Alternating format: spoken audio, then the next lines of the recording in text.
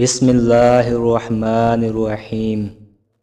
نعمان بن بشیر رضی اللہ عنہ کہتے ہیں، میں نے رسول اللہ صلی اللہ علیہ وسلم کو فرماتے سنا، حلال واضح ہے اور حرام بھی واضح ہے، اور اس کے درمیان بہت سی چیزیں شبہ والی ہیں جنہیں بہت سے لوگ نہیں جانتے کہ یہ حلال کے قبیل سے ہیں یا حرام کے۔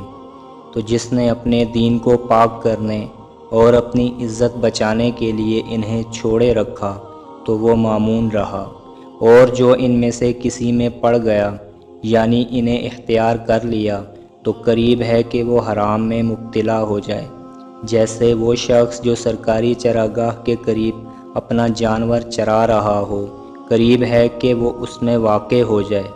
جان لو کہ ہر بادشاہ کی ایک چراگاہ ہوتی ہے اور اللہ کی چراگاہ اس کی حرام کردہ چیزیں ہیں۔ جامعہ ترمذی حدیث نمبر 1205۔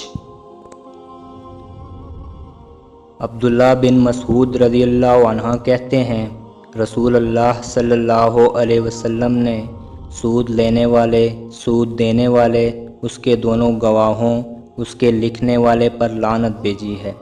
جامعہ ترمذی حدیث نمبر 1206۔ انس رضی اللہ عنہ سے روایت ہے، نبی اکرم صلی اللہ علیہ وسلم نے کبیرہ گناہوں سے متعلق فرمایا، اللہ کے ساتھ شرک کرنا، والدین کی نافرمانی کرنا، کسی کو ناحق قتل کرنا اور جھوٹی بات کہنا کبائر میں سے ہیں۔ جامعہ ترمذی حدیث نمبر 1207۔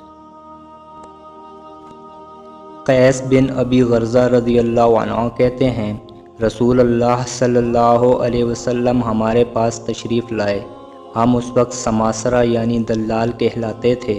آپ صلی اللہ علیہ وسلم نے فرمایا، اے تاجروں کی جماعت، خرید و فروخت کے وقت شیطان اور گناہ سے سابقہ پڑ ہی جاتا ہے، لہٰذا تم اپنی خرید و فروخت کو صدقے کے ساتھ ملا لیا کرو۔ جامعہ ترمذی حدیث نمبر 1208۔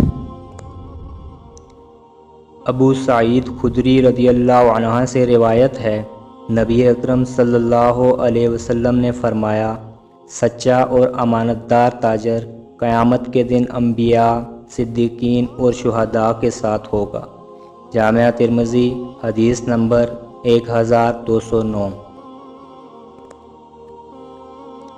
ابو ذر رضی اللہ عنہ سے روایت ہے، نبی اکرم صلی اللہ علیہ وسلم نے فرمایا، 3 لوگ ایسے ہیں جن کی طرف اللہ تعالیٰ قیامت کے دن رحمت کی نظر نہیں دیکھے گا، نہ انہیں گناہوں سے پاک کرے گا اور ان کے لیے دردناک عذاب ہوگا۔